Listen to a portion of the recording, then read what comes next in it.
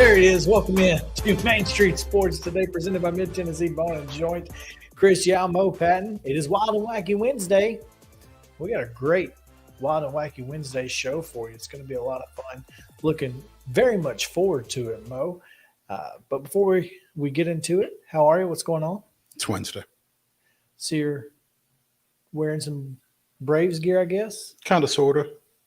It's majestic, but it doesn't have a logo on it. It does not have a logo on it. Yeah, it's kind of random, but it probably was going to be Braves material, or maybe Red Sox, but probably Braves. Probably Braves. We're going to say it was Braves. Yeah, it is. It's something I picked up way back when, and I think it was for some of those cooler practices that I was having to go to when I was running practices. Yeah, so.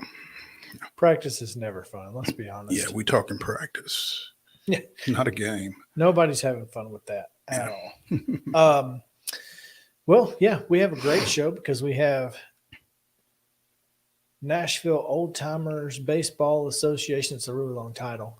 Skip Nipper. Yeah, I don't think they really gave it a lot of thought when they came up with it. But yeah, Skip Nipper's going to join us. He's talking about he's got a big event coming up this weekend. And so we'll talk to him.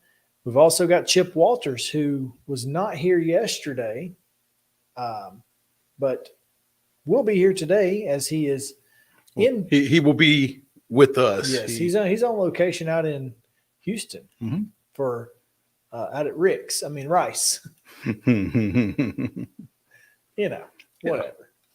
Anyway, we have a lot to get to today. It's going to be a lot of fun. So we might as well do it. We can hop right into yesterday's results and today's schedule and give you the rundown. Here's the rundown. And give you the rundown. There we go. Tuesday's girls high school basketball scores. Beach defeated Station Camp 70-57. Blackman defeated Rockvale in a battle of top 10 ranked programs. 52-42, the Lady Blades won that one. Summit with a 64-34 win over Brentwood. Cane Ridge defeated Antioch 47-35. It was Ravenwood 39, Centennial 37, Sycamore 38, Cheatham County 35, Clarksville with a 65-28 win over West Creek. Clarksville Northwest defeated Clarksville Northeast 70-16. Columbia Academy with a 70-58 win over Battleground Academy. Harpeth Hall defeated Christ Presbyterian Academy 62-46. Davidson Academy 56, Friendship Christian 50. Donaldson Christian Academy 42, Mount Juliet Christian 3. I'm asking. Oh, Okay. It's not a typo, huh? So. Okay. All right. DeKalb County with a 60-51 win over Watertown. Eagleville defeated Cascade 43-33. It was East Robertson 50, Joe Burns 46. Ensworth defeated Pope Prep 75-24. Ezo Harding 55, Good Pasture 43. Brentwood Academy edged Father Ryan 43-41. Webb School of Bell Buckle 68. Franklin Road Academy 7. Outdoing Georgia by field goal. Yeah. Greenbrier with a 50-40 win over Liberty Creek, and Cookville defeated Green Hill 52-28. Fairview down to Harper 33-30. It was Hendersonville 57, McGavock 13. Murfreesboro Central 63-19 winners over Hume Boggs was Gallatin 59, Hunters Lane 29. Shelbyville beat down a win over Independence 50-46 was East Nashville 57, Kip Nashville 5. Lawrence County, big win over the Lady Patriots, 54-51 down in Lawrenceburg. Wow. Lebanon over Wilson Central, 66-19. It was Lewis County, 69, Mount Pleasant, 31. Summertown in the last game ever between the two at the barn with a big win. Yeah. 63-44 over the Lady Mustangs. Nashville Christian edged Clarksville Academy by a point, 44-43. It was Nolensville 57, Franklin 25, White House 37, Portland 32, Richland down Collinwood 69-49, Santa Fe 55, Hampshire 31, Oakland 52, Siegel 31. Rossview 66-40 winners over Springfield. It was Stewart's Creek 46, Laverne 11, Pearl Cone 57. 26 winners over Stratford. It was Trousdale County 61, Knowledge Academies 9, Tullahoma 50, Spring Hill 22, Providence Christian 60-32 over USN, Wayne County 78, Culleoka 37, and Zion Christian 45, Dixon Academy 27. In boys basketball action on Tuesday night, Beach defeated Station Camp 42-39. It was Blackman 57, Rockvale 55, Brentwood with a 56-47 win over Summit. Antioch defeated Cane Ridge 63-49. Cheatham County down Sycamore 66-56. West Creek with a 71-48 win over Clarksville. Clarksville Northeast down Clarksville Northwest 61-39. Columbia Academy in double overtime, scoring 45 points in the fourth quarter to force that overtime. Goes on to defeat visiting Battleground Academy 100-95. Montgomery Bell Academy 76, Christ Presbyterian 59. It was Davidson Academy edging Friendship Christian 41-40. Watertown with a 68-64 win over DeKalb County. Cascade defeated Eagleville 57-35. Hope Prep 67, Ensworth 48. Good Pasture with an 84-33 win over Ezo Harding. Brentwood Academy defeated Father Ryan 56-33. Webb of Bell Buckle 87, Franklin Road Academy 62. Glencliff Glencliff defeated Overton 64-42. Franklin Grace with an 86-55 win over Middle Tennessee Christian. Greenbrier 46, Liberty Creek 30. Green Hill 63, Cookville 61. Fairview edged Harpeth 46-45. It was Hendersonville 54, McGavock 43. Hillwood 78, Valor Collegiate 21. Murfreesboro Central 66, Hume Park 54, Gallatin 70, Hunters Lane 54, and Independence with an 80-45 win over Shelby. East Nashville down to Kip 85-27. Page 57-45 winners over Lawrence County. It was Lebanon 52, Wilson Central 35. Lewis County 78-64 over Mount Pleasant. Loretto down to Summertown in a comeback fashion 68-64. Creekwood 49-48 winners over Montgomery Central. It was Clarksville Academy 74, Nashville Christian 41. Nolensville 63-60 over Franklin. Big win there for the Knights. White House 77, Portland 67, Richland 78, Collinwood 57, Santa Fe 56-25 over Hampshire. And Alden Slaughter got his first dunk last night in that one. Ish. Siegel 53, Oakland 43. Okay, he's close enough is what I hear. The Rossview 72, Springfield 54, Stewart's Creek 62, 49 winners over Laverne. Knowledge Academy 74, Trousdale County 41, Spring Hill, big win over Tullahoma 60-40, 56. Providence Christian 58, USN 52, Wayne County 66-57 over Culleoka. It was Zion Christian 66, Dixon Academy 38. Men's basketball action at the collegiate level. Tennessee down to Vanderbilt, 77-68. Belmont, 74-59 winners over Valparaiso. And in junior college action, Columbia State took care of Bryan College's JV, 115-67. Today's women's basketball schedule. Trevecca is at Tiffin. That's a 4:30 tip. Thomas More is at Cumberland. That's a 5:30 tip. Wilberforce is at UT Southern, also at 5:30. Rice is at the Glass House against MTSU. That's a 6 o'clock start, and it can be seen on ESPN Plus. Also on ESPN Plus, also at 6 o'clock, Murray State hosts Belmont. In junior college action, Jackson State is at Ball State. That's a 5:30 tip for the women. Men's basketball action, Trevecca and Tiffin continue the doubleheader. That's a 6:30 start. Middle Tennessee State men are at Rice. That's a 7 o'clock start on ESPN Plus. We'll be talking to Chip Walters about that one here in a bit. Thomas More is at Cumberland, 7:30. Wilberforce is at UT Southern at 7:30. In junior college action, Tennessee Valley Prep is scheduled to play at 7 at Columbia State. And Jackson State is at Ball State at 7:30. NBA action, and if this sounds familiar, well, there's a reason for it. The Spurs are at the Grizzlies. That's a 7 o'clock tip tonight on Valley Sports South. Second verse, same as the first. Yeah, because these two just played at the FedEx Forum on Monday. But hey, who are we and what do we know? Preds continue their swing through Canada, playing at Toronto. That's a 6:30 p.m. start on TNT. And that is your rundown.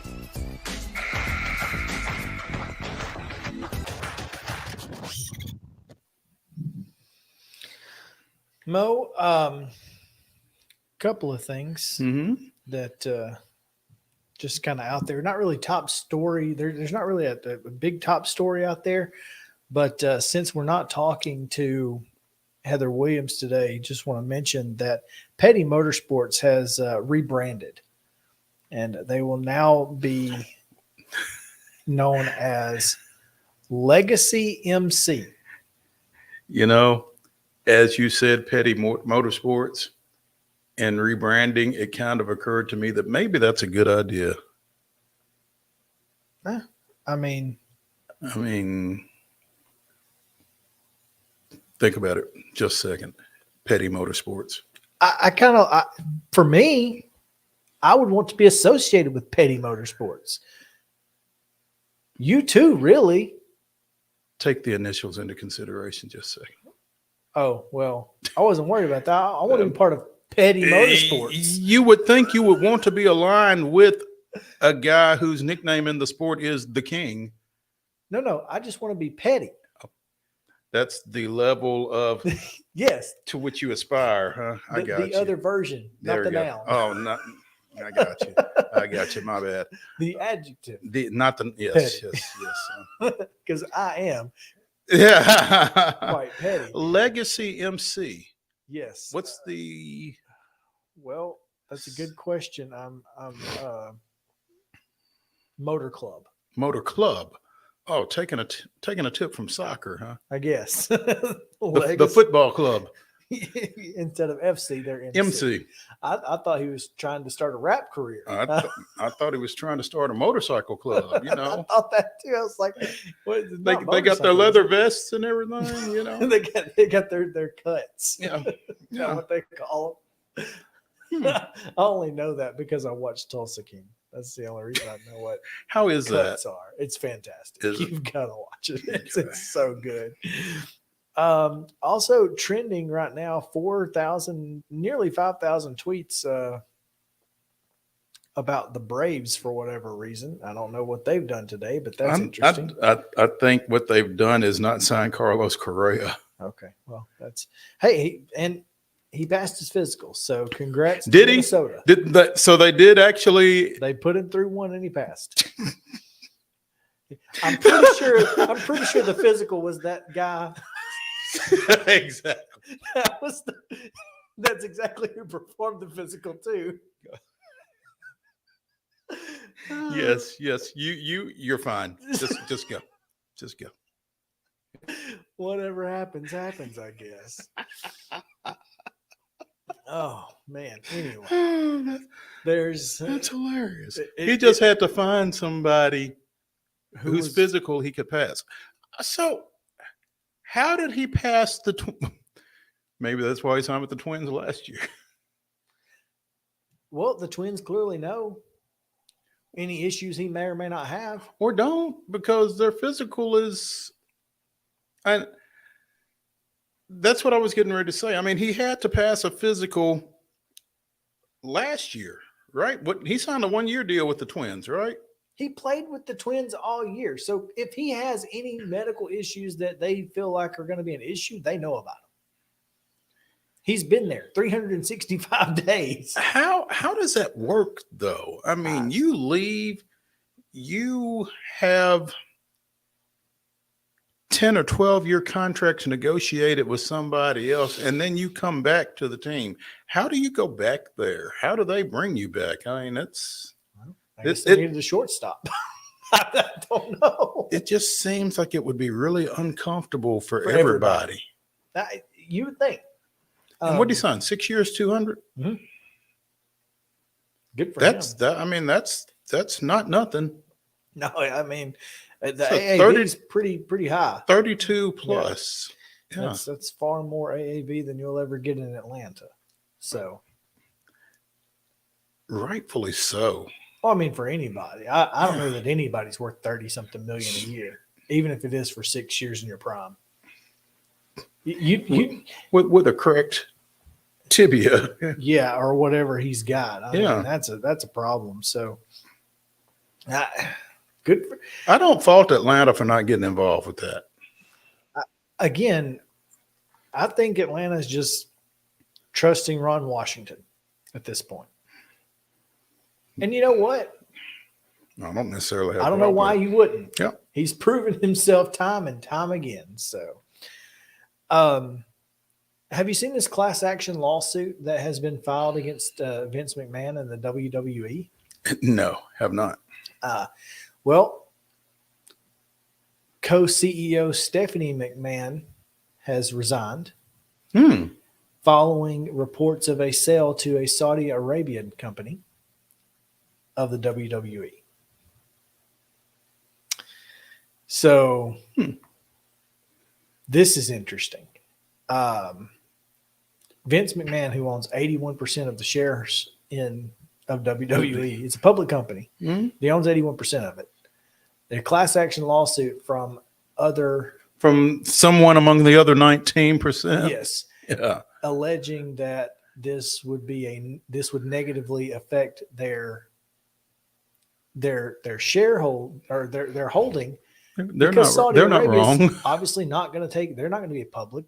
It's going to be a private company. So now, I mean, you're going to get your money and probably plenty of it, if I had to guess. But you're not going to maximize it. You wouldn't think. I mean, the fact that WWE is being sold to a Saudi company is kind of crazy. Like someone said, Vince McMahon waking up one day and just deciding to sell the WWE to a Saudi company is the most Vince McMahon thing ever. And it truly is. That is the wild. Like I woke up today, I haven't seen a wrestling post in ages, and my entire timeline is full of what's going on today. So, kind of crazy. I mean, the Saudis are buying everything, man. Money spends, I guess. They can't take it with you. I guess I don't know that. I guess they believe you can. I'm not sure, but some folks believe you can. I don't, but that's neither here nor there. No. whatever their beliefs are, I guess. I mean, this is with what we saw with LIV in the Live Tour, and now with the WWE. How concerning is that for American sports fans? I honestly feel like the people that are fans of professional wrestling in the WWE won't care who owns it.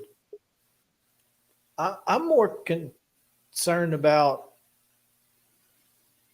the other, like the future of what Saudi folks may be thinking. Hey, let's get involved in, I don't know, football.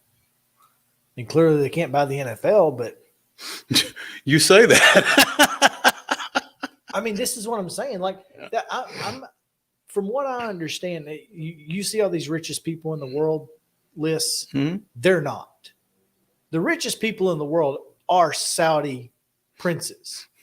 They're like multi-trillionaires. They can, I mean, should we be concerned as American sports fans of what could potentially happen? They've reached into golf again, now sports and entertainment with wrestling. I don't know.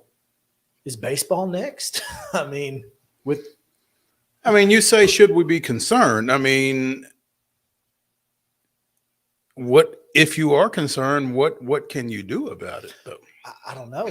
That's why I'm just like, this is kind of weird. This is kind of an unprecedented and something I never thought of.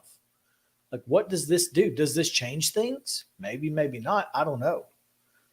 Or is it just a laundering operation? I don't know that either. You said the quiet part out loud. I just don't know. Yeah. Like, I mean, this is weird. Why do you care about wrestling? Why do you care about golf? I mean, these are questions. Maybe somebody grew up a Tojo Yamamoto fan. You never know. It's very possible. Look, I mean, anyway, it's weird. That's all I'm saying. But and now this whole, you bought into a company that one person owned 81% of. Like, what do you think? What did you think was going to happen? Anyway, plenty of craziness going on today. Let's talk more crazy as Conference USA's football schedule has been released, and it is bonkers. So I saw it on Twitter, but I did not have a chance to really peruse it. Well, I'm looking forward to Chip Walters about it, and we'll do that if we take our first of the day. So stick around, the Street Sports Station, presented by Mid-Tennessee Bone and Joint. Be right back.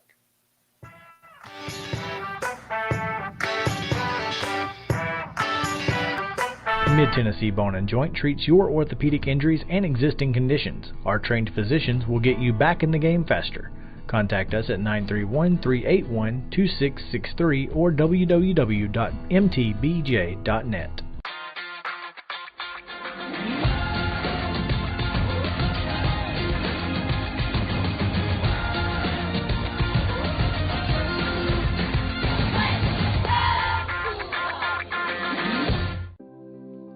Custom Stone Handlers supplies over 600 distributors and suppliers with quality stone products. Along with River Stone, we produce and distribute over 100 building, landscape, and other bulk products. Our goal is to provide quality products, service, and partnerships to ensure our customers' success. We firmly believe that the measure of any person or company is how they treat other people and customers. Give them a call at 931-490-4990 or visit CustomStonehandlers.com.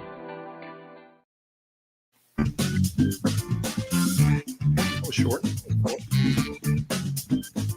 Welcome back in Main Street Sports Today, presented by Mid-Tennessee Bone and Joint. We are joined now by the voice of the Blue Raiders, Chip Walters, and talking a little MTSU men's hoops and some college football scheduling. Probably some women's hoops. Craziness. Too. Well, the women are just so good right now, man. They're just fantastic. But Chip, how are you, man? What's going on?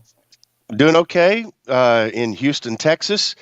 Getting ready to take on the Rice Owls at venerable Tudor Fieldhouse, which is the only arena that I've been in that, in addition to banners for championships or tournament appearances, things like that, they also have banners for their Nobel Prize winners and Rhodes Scholars. So and I guess, hey, when you got it, flaunt it, right? There you go. Smoke them if you got them. That's right. I guess they've got some. Do they have some College World Series banners up in there as well? Not in there, but over at Reckling Park, I'm sure they do. But obviously, they've made some trips and have gone through a little bit of a downturn, but they're on their way back as well, and they've got a good history with that. Chip, let's start there with tonight. Obviously, Middle has been kind of up and down since conference play started. The loss out in San Antonio, but obviously the win against Western Kentucky, and then come back home and fall earlier this week. What going against the 11-4 Owls? What do they need to do tonight on the road to get back on track?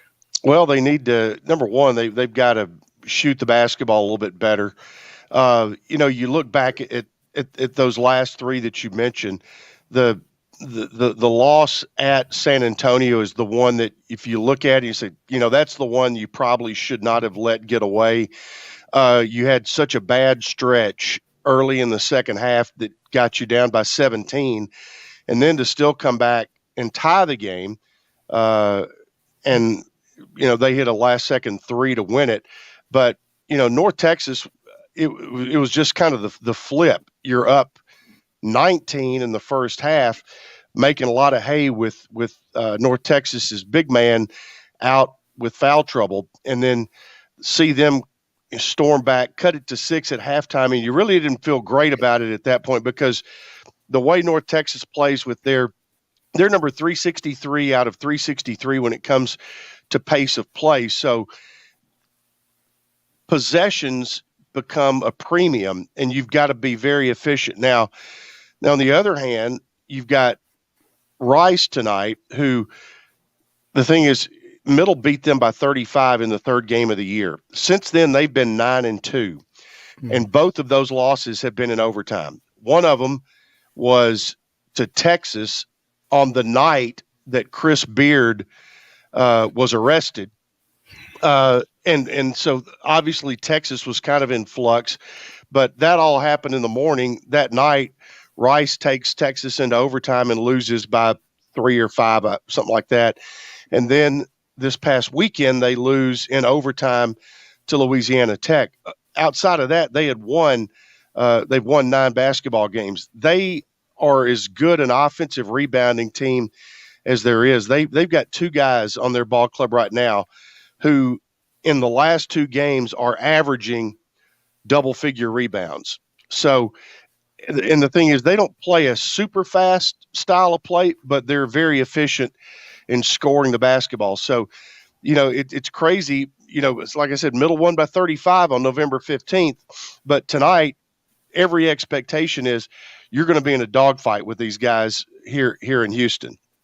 And adding to that, am I still accurate? Middle still has not won a true road game? Not in the conference. They did win at Belmont, of course, but in conference play, that's correct. Charlotte, San Antonio. So you're 2-2 in the league. Your 2 losses were on the road, and or 2-3 with North Texas, a loss at home, and now you're here at Rice here this evening. Now, that's kind of concerning if you obviously if you're a Blue Raiders fan. I mean, what's the difference? What's going on these road trips? Well, you just and look at everybody else as well. I mean, UAB went on the road to FAU and FIU and lost 2. Mm-hmm. It's just that life on the road is tough, and you're not playing in front of 23,000 at Rupp Arena, but teams play. Teams play a little different at home, play with more confidence. Now, I don't think anything's going on per se. It's just that the home court advantage is what it is. And Conference USA is pretty good from top to bottom. And that now makes a difference. That's right. And this year at the top is really good because FAU, who, I mean, there's people who still find it hard to believe, they're a top 25 net team right now. UAB is very, very good. Western Kentucky is, you look at that collection of talent they have, and you can't hardly believe what their record is. They're going to bounce around. Middle returns almost everybody from a year ago, and right now is 2-3 in the league. So there's going to be a lot of beating up on each other at the top. Charlotte has gotten way better from a year ago. So there's in North Texas, like I said, North Texas is really the team that has taken defense and rebounding on the road and made hay with that. Everybody else has had a hard time away from home. Speaking with Chip Walters, the voice of the Blue Raiders, here on Main Street Sports Today, presented by Mid-Tennessee Bone and Joint. Chip, you know who else is good? The Lady Raiders. The Lady Raiders, exactly. The Lady Raiders. I remember we visited after Thanksgiving weekend when they went out to Vegas and split a pair of games against Texas Tech and Missouri State, and really felt like they let that Texas Tech game get away. Well, they've not lost since. Take a 10-game winning streak into tonight's game in the Glass House against Rice. And a lot of folks are noticing because MTSU is second among others receiving votes in this week's Associated Press poll. So basically they're number 27 in the top 25. Yeah, I mean the win over Louisville obviously got a lot of attention. They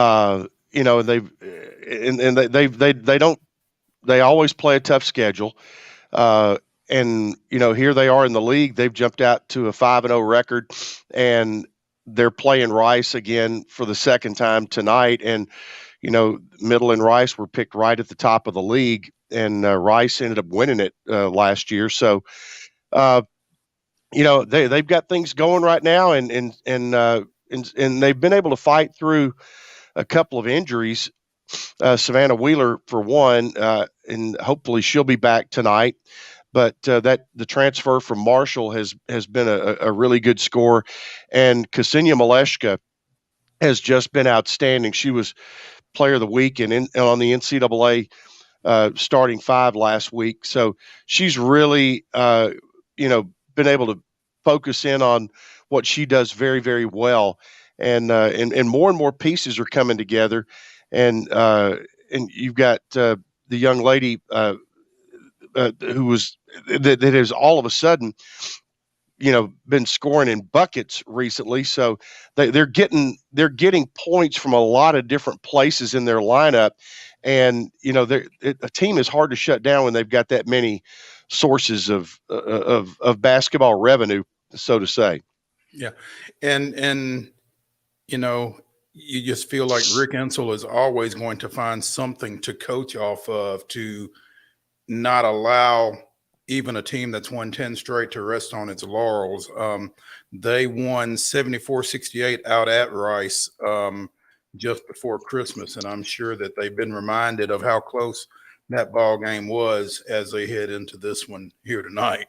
Yeah, they trailed in that game up till right at the end of the third quarter, grabbed the lead right end of third quarter, beginning of the fourth quarter, and from that point on, they were able to build a 3 to 5 point lead, keep that lead, and also be able they hit their free throws down the stretch and did what a good team does to win a road game. Following this game here tonight against Rice, they've got back-to-back road games at UAB and at Charlotte before they have a stretch of 3 straight at home. And the way the conference schedule falls, that's kind of a rarity, isn't it? It is, but just as rare because of the Conference USA mirrored schedule. The guys will come home for UAB and Charlotte on Monday and Thursday. Wow. And then they'll leave for 3 straight, going to Louisiana Tech, FAU, and FIU. So And this is the weirdest schedule we've ever seen from Conference USA, and it is a 20-game double round robin schedule. But the way that it has always been pretty standard that you would go play 2 on the road, come home, play 2 on the road again, come home and play 2. But this is the third week of the main part of the conference schedule. Everybody had to play an early game in November or December, but now we're back into the swing of things. This is week number 3, and it's the third week in a row that the middle men have had to go on the road for a Thursday game and then come home. And ironically, do not play on Saturday. The men or the women don't play on Saturday, but they do play 3 games next week, Monday, Thursday, Saturday. And everybody in the league plays tonight, and everybody in the league will play on Monday for an MLK Day game. Well, I am personally going to be doing the best I can to make it over on Monday, just to watch the nation's leading scorer. Hopefully he's held to a minimum that night. Hey, hopefully. For Yeah. your, I won't even be mad if UAB loses. I'll be happy for you, Chip. But speaking of weird schedules, what a segue. A professional Well, is that's what you are. Chip Walters. Yes. Segueing us right into the Conference USA football schedule, who will not play a single Saturday game from September 28th until November 4th. The entire league. Nobody will play on Saturday. It'll be all midweek games. That part of the schedule was announced month or 6 weeks ago, that they were gonna do that, very similar to Maction in November. But some people love it. There are some people who say, well, it's hard for me to get there on a weeknight, but you're going to play Tuesday and Wednesday the entire month, except I think the Middle Western game is on a Thursday night. But it is, I think in this day and time, you've got to be creative in scheduling. And if I had a choice of playing midweek games, I would rather do it in Conference USA cities in October than in Mid-American Conference cities in November. Amen. And I mean, I'd rather go to Miami, I can't remember. I saw the schedule pop up there a minute ago. I have not yet committed to memory. I do know that Middle and Western will open the conference season, but I think there's Liberty is in there and all of that in October. But I can't wait. I think the midweek schedule in Conference USA, due to better weather, things like that, has a much better chance of being successful than the midweek November games in the MAC from an attendance standpoint.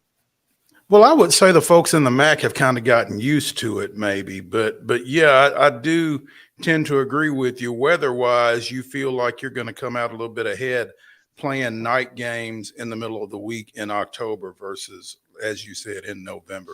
Middle, as you said, plays at Western on Thursday, September 28th. They play at home against Jacksonville State on Wednesday, October 4th, followed by games the next 2 Tuesdays at home against Louisiana Tech on the 10th and at Liberty and Jamie Chadwell, but no Grayson McCall, on October 17th.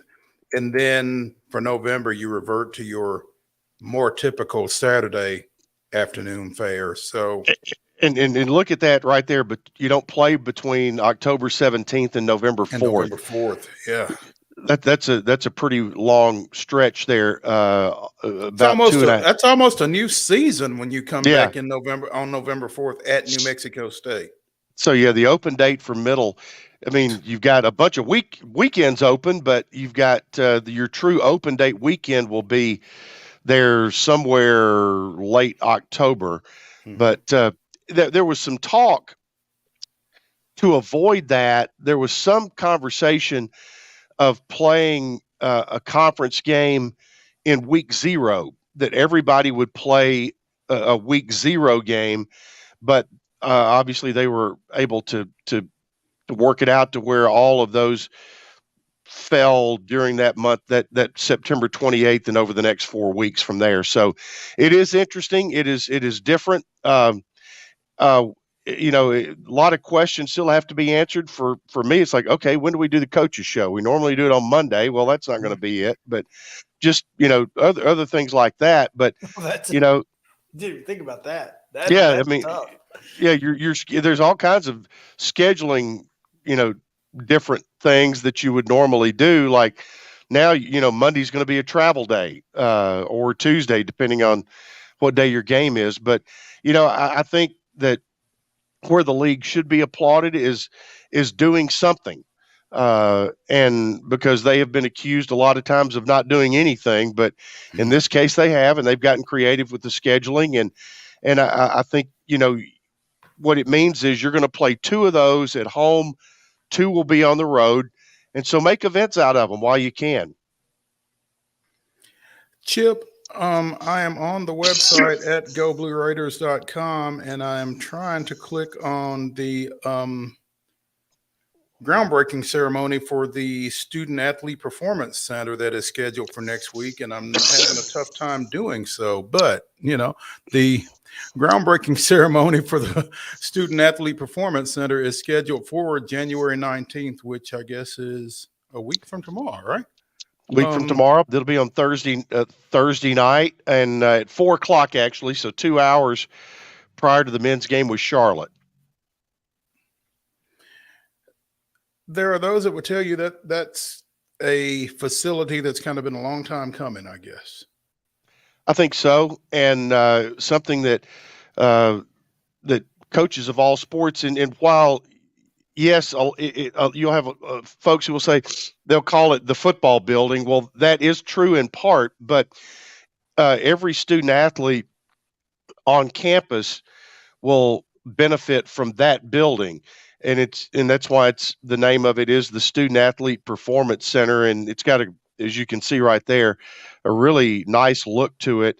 And there will be a groundbreaking per se ceremony, but the actual construction on it will begin right after the basketball season. So you're going to have the new tennis complex, which is already the old one has been demolished, and the groundwork is being done to start coming out of the ground on that one.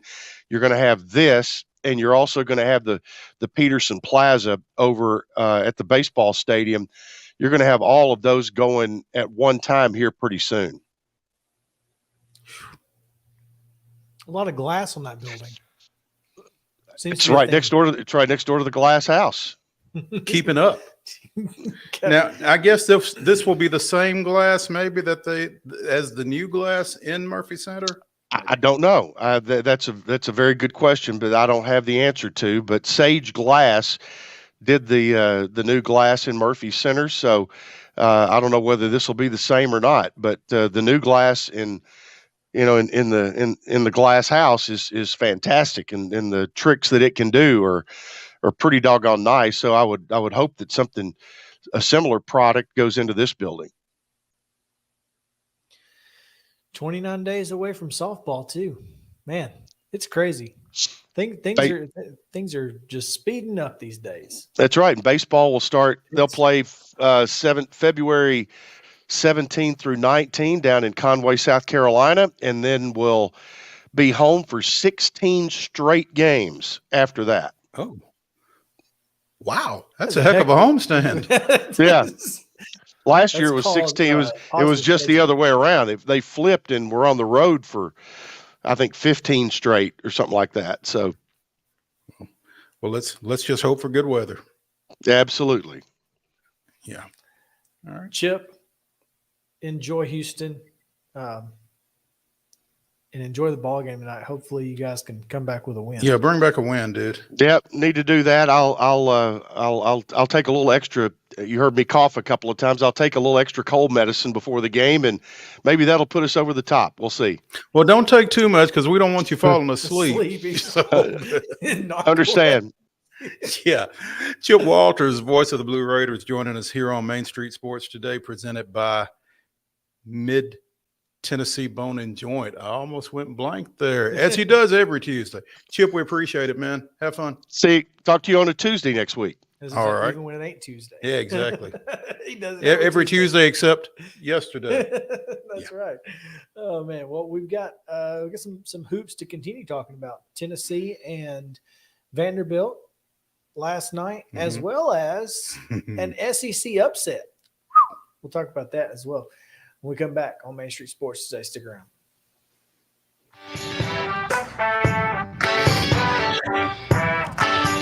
Jones & Lang Sporting Goods here in Columbia has been outfitting teams, officials, and anybody else from T-ball to college for 50-plus years. Be sure and check them out at 931-388-8060 or online at jonesandlang.com. Jones & Lang Sporting Goods, the look of a winner. Zion Christian Academy, zioneagles.org or 931-388-5731. You can schedule your appointment. Go tour their campus. It is beautiful over there, and you're definitely going to want to see it. Again, it's zioneagles.org. Give them a call, 931-388-5731, and schedule your tour today. A game without a crowd is just a scrimmage. A performance without an audience is just a rehearsal.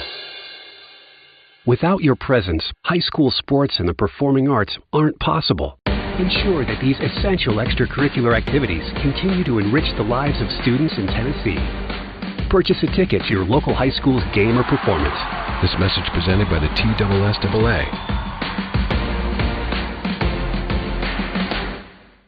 Mid-Tennessee Bone and Joint has been the official sports medicine provider for Murray County Schools for more than 40 years. We specialize in orthopedic service, and our Ortho Quick Walk-In Clinic lets you bypass the ER. Visit us online at www.mtbj.net.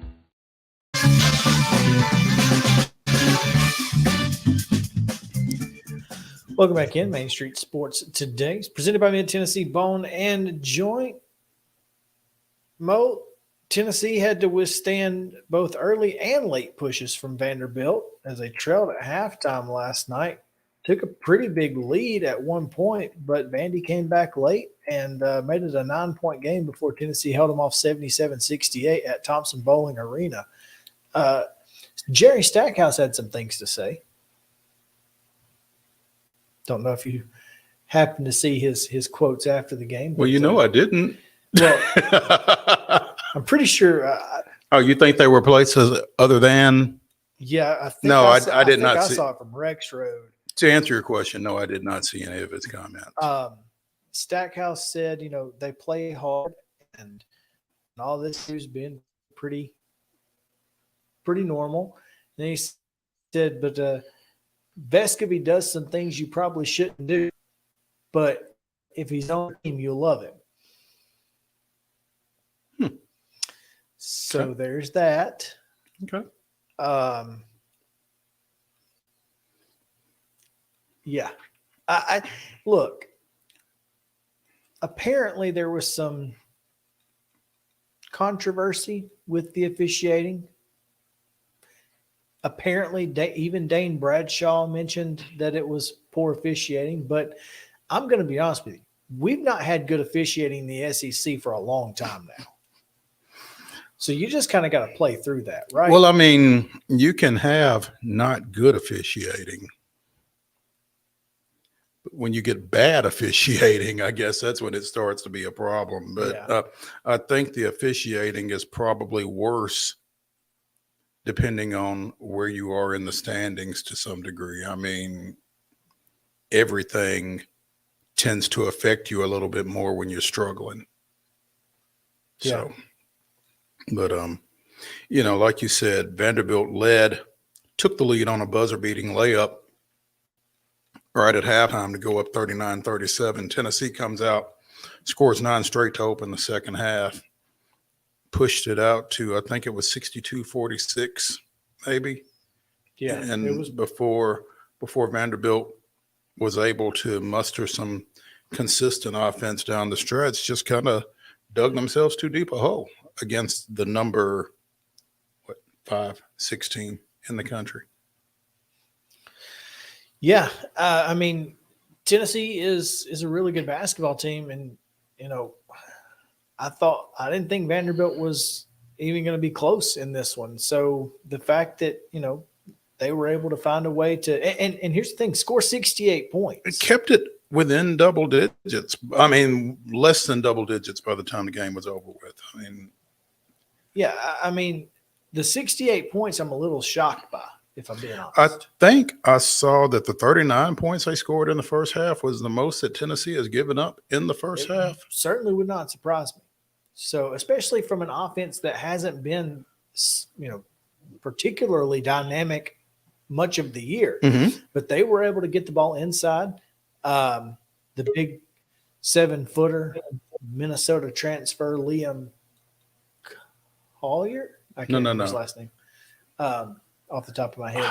Liam was his first name. Yes, I know who you're talking about. But he had a big game. I mean, in the first half particularly, and if you're gonna beat Tennessee, that's one way to do it. Robbins, there you go. Yes, that's one way to do it. Is pound it inside and make Idu and some of those other guys, beat you inside. And if you can beat them, you're going to have a chance because Tennessee's going to, they're going to try to beat you on the perimeter offensively. Mm-hmm. Yeah, the perimeter and maybe the mid post with Kamwa and some of those other guys. They're not necessarily punching it down on the block. No, exactly. So anyways, big win for Tennessee. To hold Vanderbilt off. Mm-hmm. I think that's kind of what like I said, not sure what Deacon Barnes said at halftime, but he might have gotten to the hellfire and brimstone speech. I'm not sure, but they certainly came out with a vengeance. The halftime. Bigger win was a little bit further up I-75 last night. Bigger win or bigger loss, depending. Let's address the positives first, because this was Lamont Paris's first Southeastern Conference victory.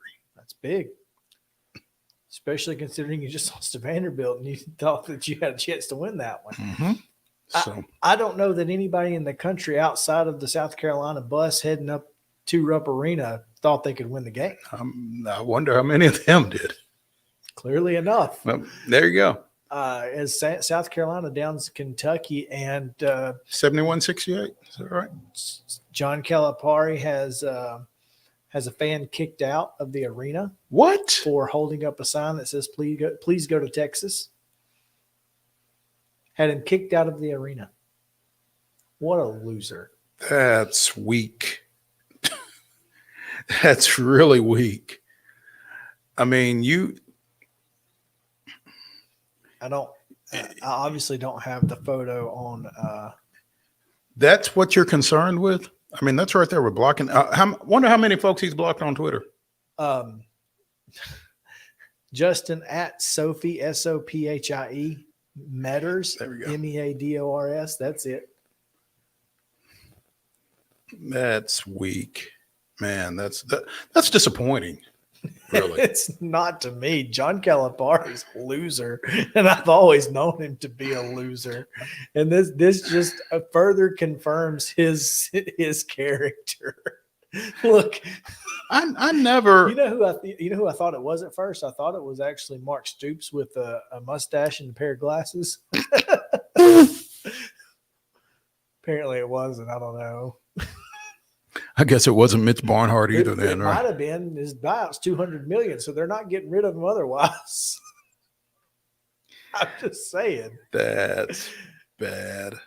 Look, that's just so bad. It is. You can't kick a fan. Did you hear after the game? He's getting yelled at while he's on his post game radio show, and I mean, you can clearly hear the guy yelling. I mean, he hears him in the headphones. It was bad.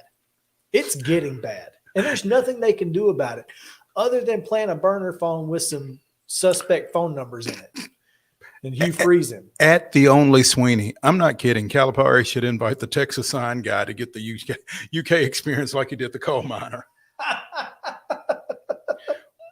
Well, especially after he had him kicked out of the ball game. Surely they didn't make him leave. Surely they just relocated him. And maybe took his poster board. Yeah. I hope so.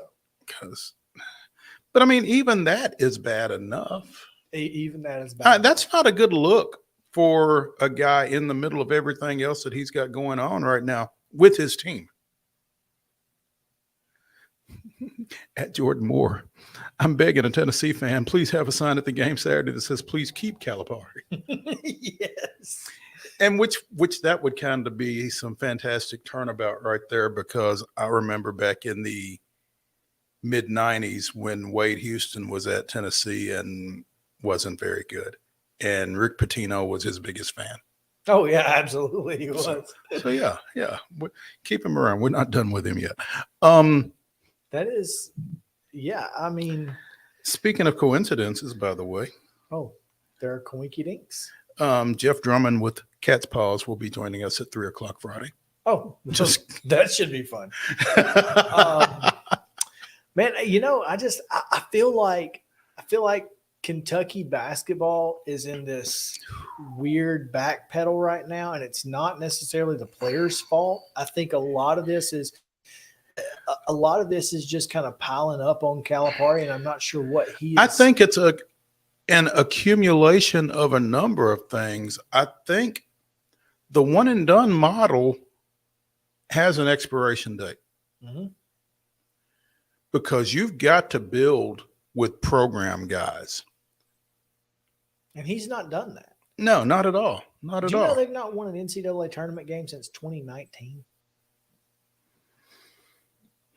Well, I mean, I didn't realize it, but yeah. That's insane. Now, there was no tournament in 2020. Still, they've lost 2 consecutive first-round games. Yeah, and for Kentucky this year, man, it's going to be hard. Here's the thing, though. They are still Kentucky. They are still Kentucky. And at some point this year, they're going to be Kentucky. And you don't want that point to be at 11 o'clock Saturday morning. Well, and we just talked about, how the success that Vanderbilt had pounding the ball inside. Oscar Tshiebwe exists. He is real. And he is a real thing. He's going to be a problem for you if you're Tennessee on Saturday. He just is. You might just let him get 40 and make sure nobody else. Yeah. If that's what you got to do. So.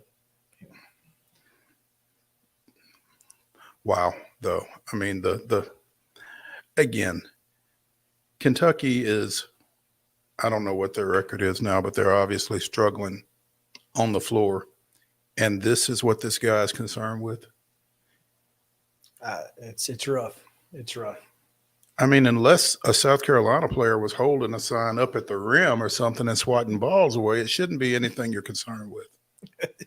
Especially when you come into the post game and you say the fans are upset, they should be. I mean, well, they just shouldn't be so upset that they want you to leave. I guess. Anyway, it's crazy, man. The SEC basketball schedule is only going to get crazier. What if he did go to Texas? Well, which will be in the right SEC. in the SEC exactly. Yeah. So, I mean, maybe that's not what he wants. Yeah, probably either. not. Probably not. Oh man. Well, we're going to take another break here when we come back. So stick around because Skip Nipper joins us right after this on Main Street Sports. Mid-Tennessee Bar and Grill.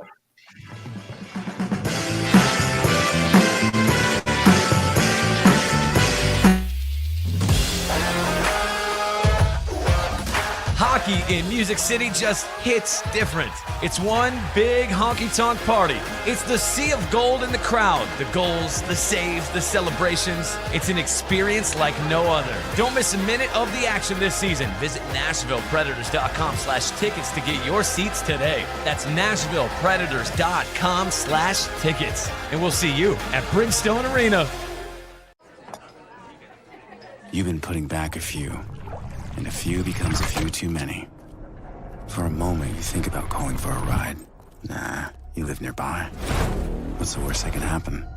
You get pulled over, your insurance goes up, you lose your license, you total your car,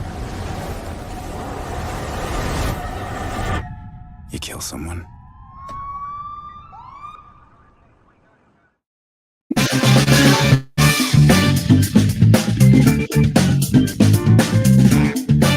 Welcome back in. Main Street Sports Today, presented by Mid-Tennessee Bone and Joint. Chris Yow and Mo Patton here with you on this Wild and Wacky Wednesday edition. Glad to have you with us as we are getting ready to talk a little kind of baseball, I guess. Yeah, it's definitely baseball. Well, yeah, but it's not really baseball. More of an event, but it's a baseball-centric event. It's a baseball event. And that's what we're going to talk about now as at Nashville OTBA, Old Timers Baseball Association, Mr. Sulphur Dale on Twitter. If there is a better Twitter handle in Nashville than Mr. Sulphur Dale, I don't know what it is. Well, Skip Nipper owns it, and he's joining us now. Skip, how are you? Great, Chris. Thank you. I appreciate you having me, guys. Well, we appreciate you coming on with us, Skip. I know this is a busy week for you, but after Sunday, I guess things slow down just a tad. The Nashville Old Timers Baseball Association will host its annual banquet Sunday, and the guest speaker is BJ, a guy who's kind of near and dear to our hearts as Braves fans. Speaking of Twitter handles, at Two Sportsman, Brian Jordan speaking at the 85th annual Old Timers Banquet. That's some longevity right there. That's a long time. 85 years. We think that's something we can hang our hat on. I would think so. And I feel like, Skip, you've not been there for all 85 of them, but this has become quite an event in Nashville over that period of time. Yeah, the group got together in 1938. Basically, was a hot stove event at Shacklett's Restaurant at 5th and Church, and we've been fortunate enough to maintain that every year. It's been an annual event. We have had some members until they passed away that had attended every event, like Junie McBride. He was there at the first one. He passed away a few years ago, and we always relied on him to tell us the stories of the old days. The banquet is a fundraiser, and since 1999, the Old Timers Baseball Association has awarded more than 300 scholarships worth $625,000. So that's a heck of an endeavor for you guys.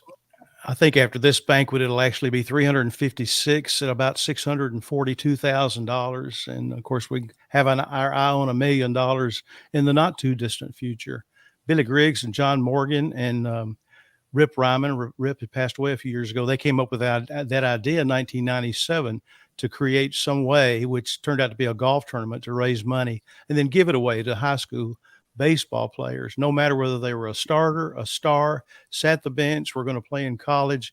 We just wanted to figure out a way to reward those guys for their baseball, being a part of the baseball community. The banquet Sunday will be held at the Sonesta Nashville Airport, formerly the Marriott, starting at 6:30. Doors open at 6. Are tickets still available, Skip, or has it sold out? Are y'all still selling tickets? Mm-hmm. Anyone can go to otbaseball.com/purchase or donate. We have a place there where people who may not be able to come to the banquet but would like to donate to our cause. We certainly welcome those as well. Tickets are still available, or they could simply come to the event and they can purchase tickets outside the banquet room. So there's more information again at otbaseball.com on that. Correct. But again, Brian Jordan will be the guest speaker. Played 15 years in the majors with the Braves, Cardinals, Rangers, and Dodgers. Oh yeah, and played a little football too. Yeah, you guys mentioned as Braves fans that you're interested in Brian Jordan, but he started as a Cardinal. In fact, he was in the minor league system when the Atlanta Falcons signed him to play football. He played for 3 years, and when the Cardinals brought him up, as I remember, they told him he couldn't play football anymore. So he played several years before he became a free agent, signed with the Braves. Ultimately went to the Dodgers. He was part of the Gary Sheffield trade that brought Sheffield to Atlanta. So he's 15 years is a pretty good career. That's not a bad career at all, and we're going to forgive him for that time that he spent with the Cardinals. But he's a fascinating individual, and it's just odd to me, especially here recently, as you talk more and more about Dion, and Jeff Pearlman has a book out on Bo Jackson. Brian Jordan kind of got lost a little bit in that two sports. He wasn't quite as flashy. Well, he wasn't quite as flashy, but again, 15 years in the show. Yeah. It's just like his baseball career. I don't think he made the All-Star team, but once, maybe in 1999. But I think he was an all-pro selection as an alternate for the NFL, maybe his last season with the Falcons. So he's got quite a base of athleticism, if nothing else. And you're right. I think we have really kind of forgotten about what kind of a player he was. And we're anxious to hear those stories this Sunday night. I'm sure we will. I'm sure there are going to be some great ones. Yeah. Skip Nipper of the Nashville Old Timers Baseball Association here on Main Street Sports Today, presented by Mid-Tennessee Bone and Joint. Skip, obviously, Brian Jordan is going to speak on Saturday. You guys are going to present a few scholarships. On Sunday. What else will take place during that event Sunday night? Well, we're going to honor Jim McGuire as our Mr. Baseball each year. We give an award to a person who has been Mr. Baseball in Nashville for the past year. And Jim McGuire, certainly the baseball coach at Ball State, formerly at Middle Tennessee State University. We're going to honor him. And then we'll introduce some of the players who played in Summer League balls, World Series teams, champions, and then MVPs from those respective leagues as well. It'll be a great event. I mean, we had a golf tournament. We raised about $40,000, and we're going to give $32,000 away this Sunday. We love that more than just about anything. Now, you're giving those scholarships away, and you said that it doesn't matter whether you were a starter, whether you rode the bench, or whether you're playing college ball, or whether you're done. What is the basis for those scholarships? How do you all determine your winners there? We ask the young men who apply for a scholarship to include a letter from themselves, a letter from their parent or one of their parents, from two other, either their principal or two other people from the school, because we're interested in how they serve their community, what kind of grades they made, not necessarily what kind of a player they get, although we get some of that information from coaches and others. It's really not a basis for us. And the biggest one is need, where there's a need.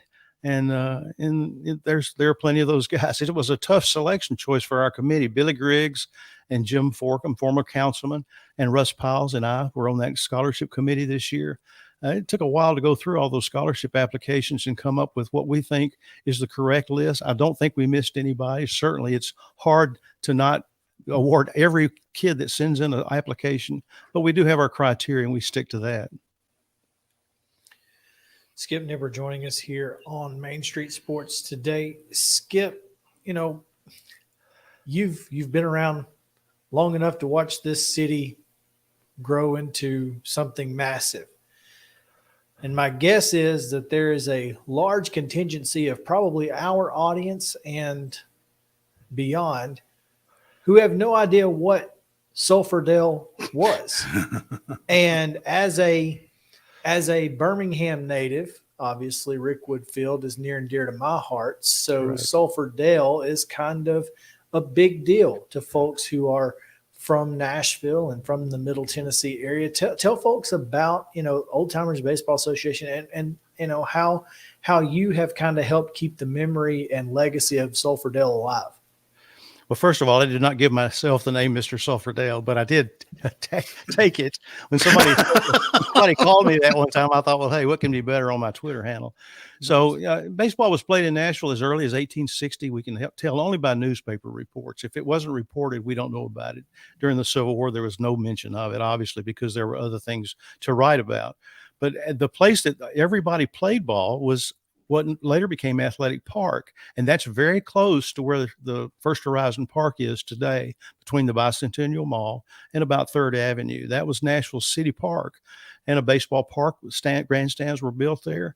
1908, Grantland Rice, who was a Tennessean reporter here at the time, wanted to come up with a name. And as he liked to write in rhyme, and he came up with this idea, calling it Sulphur Springs Dale. And he shortened it to Sulphurdale. The name stuck, and everybody loved it. So when they turned the ballpark around in 1927, before the season began, it added an endearment to the baseball fans of Nashville. He literally turned the ballpark around so that the batter's back was to the state capitol. Now, the old ballpark, Sulphurdale, and First Horizon Park overlap today. There's a bronze marker in the first base concourse that says Sulphurdale home plate. And that's quite a testament, I think, also to memorializing Nashville's baseball. I think that Nashville is a great baseball town. Nashville sounds draw great crowds. There's some movement about bringing Major League Baseball to town. So, I mean, and you think about all those amateur kids that are playing, the colleges. We have 3 D1 colleges between Belmont, Lipscomb, and Vanderbilt that are within 5 miles of each other. And I'm not sure there's any other city in the country that can say that. But if you go to, if you look up some of these players that are playing today, they got their start here in Nashville. It really is cool. And Skip, you've been around for pretty much the advent of, certainly from the Sounds startup back in the late 70s up to this point. And you've seen a lot of those guys that have come through here and help kind of memorialize, to steal your phrase, a lot of maybe the last 45, 50 years of baseball in this town, and even further than that. I mean, as I would think, as people think of Nashville baseball history, certainly the name helps, but yeah, Skip Nippers is one of the first names that comes up. Well, I'm grateful for that. There are others in town that I know that research Nashville baseball too, that give great testament to the history. We can't let that history get away from us. That's the whole reason I do this. I want people to understand how important Nashville baseball history is. If I can put in a shameless plug, I podcast at Skip's Corner usually I produce it on Monday mornings. In fact, you're in the Skip's Corner studio right now. It's also known as the baseball bedroom. My son's coming in for the weekend and for the event. He'll be staying right here. So if Chip Walters can do it from his bedroom, one of his bedrooms, I can do it from mine. So, but anyway, absolutely. We've got to keep those stories going. They're too rich. The players, the main thing that I really like to get across today, if I may, is too long we left out the history of Negro Leagues baseball. And it came to light in 2020, when Bob Kendrick at the Kansas City Museum, the Negro Leagues Baseball Museum, finally put emphasis on the history of Negro Leagues baseball, and Major League Baseball elevated several seasons of Negro Leagues baseball to Major League status. So those teams are now getting their due. Turkey Stearns was born here in 1901, was elected to the Baseball Hall of Fame, mainly because he was such a great player with the Detroit Stars. There are so many others that have gone nameless. And through the efforts of Dr. Harriet Kimbrough Hamilton, whose father was Henry Kimbrough, was a great baseball player. People didn't know about it. And so we're finally getting those stories out in the open, and deservedly so. And we've got to remember them equally, to the baseball history that most of us are aware of. You mentioned Turkey Stearns, the only Hall of Famer from Nashville, actually. So, well, there are two. He's the only player. There are two. Lee McPhail was actually born here, became the president of the New York Yankees, and then I can't remember the date, became the president of the American League. His dad, Larry McPhail, with the Yankees, is also in the Hall of Fame, and I think they're the only father-son. But McPhail didn't play baseball, so yes. So the only Hall of Fame player from Nashville. Turkey Stearns, correct. I did not realize McPhail was from here in Nashville. That's correct. When he his dad was ran a department store before he became a lawyer, I think, and got into baseball. He was living here in Nashville, and when Lee McPhail was born. See, TIL. For more of those great tidbits, you can visit baseballinnashville.com. You can probably find Baseball in Nashville, the book, out there somewhere. Is it on Amazon, Skip? It is. It is. I found out the other day. I was in Kroger's in Mount Juliet, and they have a stand with some of them on there. I published that in 2007. Arcadia Publishing did. I've gotten a lot of mileage out of it, but I'm constantly working on things, and hopefully I'll be able to announce soon that I've gotten a publisher that will take me to the next step. Always looking for more steps. That's awesome. Fantastic. Skip, thank you for shedding some light on the history of baseball here in Nashville. It's always cool to learn about, as someone, again, who's not from here. I'm one of those people. Or as someone who is from here. Well, I have always been a fan of, learning about the history of the place where I live. I mean, there's so much history right here in Murray County that, that I learn every single day. And so, more about Nashville, the more I learn, the more I love it here. And I think it's important, because otherwise we're going to lose that history, like you said, Skip, and we don't want to lose that. The fellows at the Friends of Rickwood, you're familiar with Rickwood Field, which is a treasure. I think they started it in 1913, maybe. They built it and started playing games. They still play games today. Now, I can only imagine if we would have maintained Sufferdale and kept that ballpark, even with that right field hill that was 262 feet away from home plate, but 22 and a half feet above the playing surface. So that would have been a little wild. But had we maintained that, young people, kids could have played on that today, and it would have been a treasure, just like it is at Rickwood Field today. Well, it is the oldest professional ballpark in the country. Rickwood is, thanks to that one game a year. Yeah, I'm gonna have to make my way down there, but it's a Wednesday. We'll have to make a day of it. It's always on a Wednesday. There we go.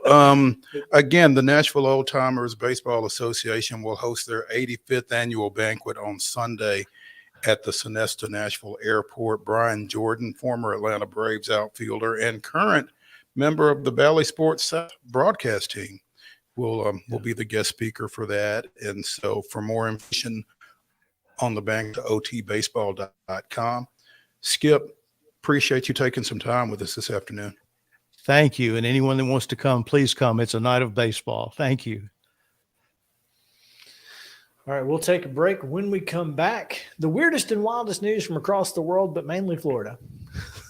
Wild and Wacky Wednesday. Stick around right here at Main Street Sports Today.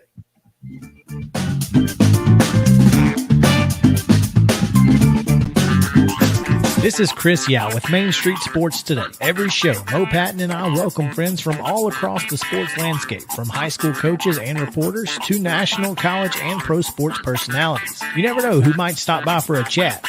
She's on Thinking Out Loud, presented by Regions, and Out of Pocket with Alyssa Lang. It is, in fact, Alyssa Lang. I'm a little nervous. I'm going to lower the bar for guests now. Oh, no. Like, apologies in advance. It sounds like SEC Commissioner Greg Sankey. You got that radio voice. I do. It's a good sound. They for radio too. As do we. And then here's the other thing. You guys, you're spot on with the name. Everybody wants to be on Main Street. Everybody wants to be on Main Street. And we reach every main street in Middle Tennessee, Coach? Yeah, that's it. So Perfect. when you are on Main Street and you are moving, you gotta love it. Like you're moving. I was impressed. I'm glad someone.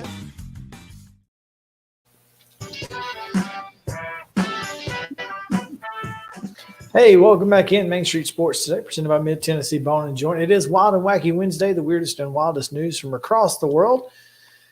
We got plenty of it. First thing, we'll stay in the baseball world, Mo. A man passed out in the bushes outside Milwaukee Brewers Stadium after a game and, upon awakening, entered the team's clubhouse and stole electronics, a credit card, team memorabilia, and items, according to a criminal complaint. He was charged just last month with felony burglary, online court records show. So how about that? Wonder what took so long. That's a good question. You have the September 8th doubleheader against the Giants at American Family Field, according to the Milwaukee Journal-Sentinel. He said he drank at least 10 beers, passed out, woke up, got back inside the stadium by pulling on a door until it opened. At least 10 beers. Yeah, and look, like, okay, you got into the stadium. Like, okay, you got in. It's not that, like, you're okay. Yeah, just leave. Yeah, you can't take a laptop, iPods, headphones, a passport, and a credit card. No, you really can't. That's not all. This guy can't. He left with a loot, a jerk, and a shaving kit from Craig Counsel's office. All right. The jersey, okay. The shaving kit, I don't really understand, unless he has a beard and he's trying to, disguise himself. An equipment manager said a game-used hat, an autographed bat, a 45-year anniversary 1982 signed bat, and a replica World Series ring. Oh, and keys to the Arizona spring training facility. 2 game jerseys, a bag of baseballs, and a partridge in a pear tree. What in the world? Dude, he left with everything. Oh, and then he called Uber to get him home. I don't care what he says about the 10 beers and the passing out and the getting into the park by pulling on the door. This dude clearly went with ill intent. You don't just take all. For one thing, how do you get out with all of that? A duffel bag, because a very large duffel bag. Yeah, his roommate says that he showed up early on September 9th with a duffel bag stuffed with Brewers memorabilia. The complaint said investigators recovered most of the items from the man's apartment. I want to know what they didn't recover. I don't know. It was the shaving kit. I hope everything else was recovered. Goodness gracious. A passport. What? I'm telling you, man, that's we've had some pretty wacky stories on Wild and Wacky Wednesday. That's up there. That one, yeah. That one got me. That's okay. The Associated Press titled the story "Stealing Home." He stole everything but home plate. He stole enough for a home, I think. My goodness. All right, let's go to Florida. You remember Dr. Love, the 18-year-old who got caught posing as a doctor? Well, he's headed back to prison. Mm-hmm. 2 years and 4 months he's sentenced last week after pleading guilty to grand theft and organized scheme to defraud, according to the Associated Press. In 2020, Robinson was working as a salesperson for a company that connects shippers with trucking companies. Instead of having customers make payments to the company, he would send the money to accounts he controlled. He stole $30,000 from a patient in her 80s when he was Dr. Love. And then when he was out on bail for that, he was arrested in Virginia when he tried to buy a Jaguar with a stolen credit card. You're not real good at this, Malachi.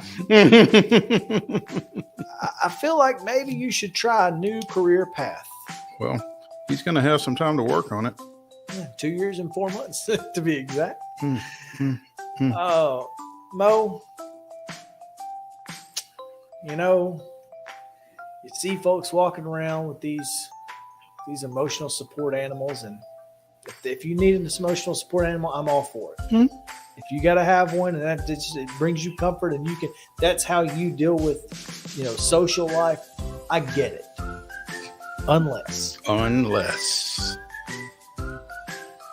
Unless your emotional support pet is a boa constrictor and you're trying to get on a plane.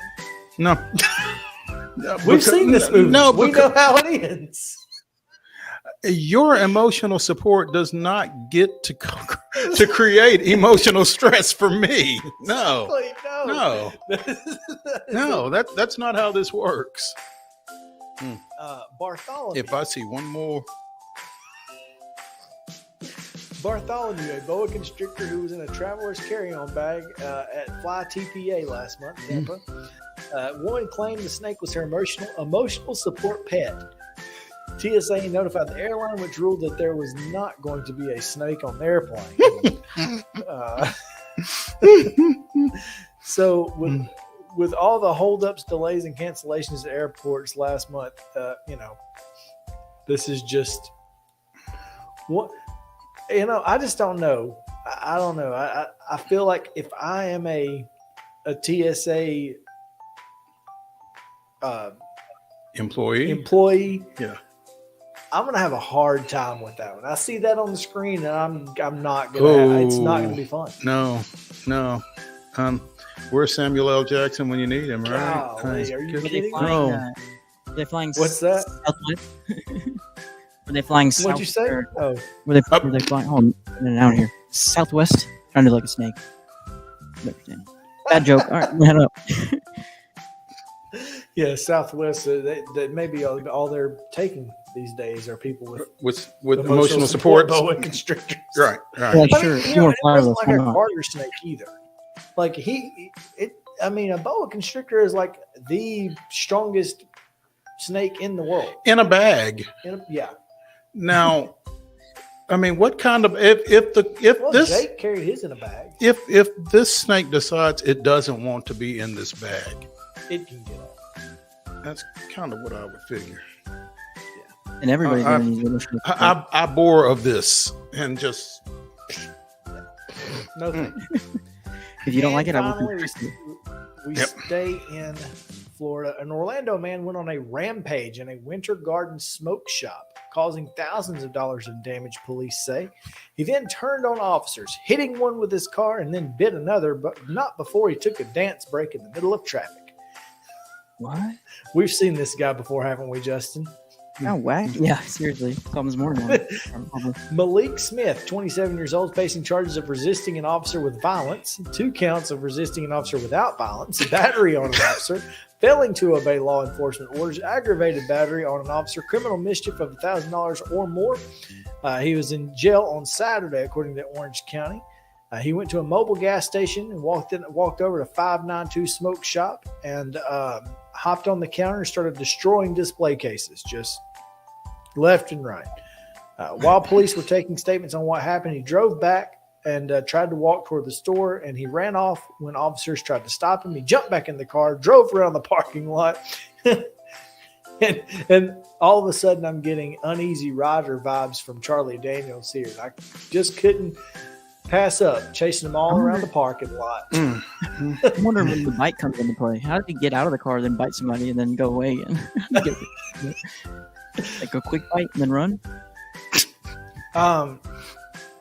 30 minutes later, Officer Joshua Rios was driving to a different call when he saw Smith dancing on the roof of a black Nissan Altima in an intersection. He was able to pull him over at a 7-Eleven. He got out of the car, walked in. Rios was telling him to stop, and he didn't. And instead of following him inside, he just waited till he came out, and then that's when he bit Rios in the left thigh. Gotcha. Then they brought the K9 in and said, well, if we biting folks, we will bite back.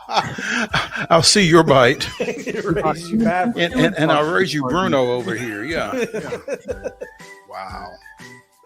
Man. People are brazen these days, man. Clearly. It is nuts. Particularly in Florida. Yeah. They obviously didn't have their emotional support constrictor. If he just had his emotional support, none of this would have happened. Yeah, I'm not going to get into the details, but if you want a wild and wacky story, just Google Laverne Police Department. Oh, That's it. Just Google it. It's wild, it's wacky, it's fun, but we're not getting into it here. no, because this is a family show. Yes, Google it. It's great. It's not safe If you're into that kind of thing, yeah, it's NSFW for sure. Yeah, should have been there. It was not safe for work there, clearly, because none of them works there. Yeah, got fired. So there you go. That's going to do it for the show today. Appreciate you guys hanging out with us here on Main Street Sports Station, presented by Mid-Tennessee Bone and Joint. Tomorrow, we've got Gallatin Boys basketball coach Bobby Luna will join us tomorrow, and second guest TBD. But Friday we've got Jeff Drummond of Cats Illustrated, and second guest TBD. Yeah, so we're working on it. We'll see you then on Main Street Sports Station, presented by Mid-Tennessee Bone and Joint. 2:00 tomorrow.